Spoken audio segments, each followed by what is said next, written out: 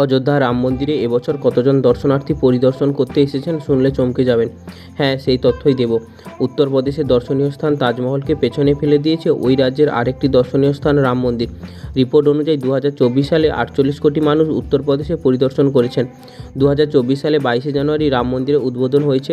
তারপর থেকে এখনও পর্যন্ত প্রায় 16 কোটি মানুষ রাম মন্দির পরিদর্শন করেছে, যেখানে 2 কোটিরও কম মানুষ তাজমহল ঘুরেছে। হিসাব অনুযায়ী প্রতিদিন কমপক্ষে 3 লক্ষ দর্শনার্থী রাম মন্দির পরিদর্শন করেন।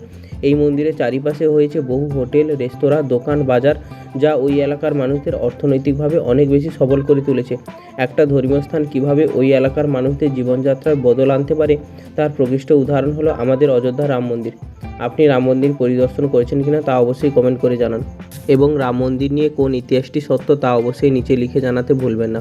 ভালো লাগলে লাইক, কমেন্ট এবং শেয়ার করুন।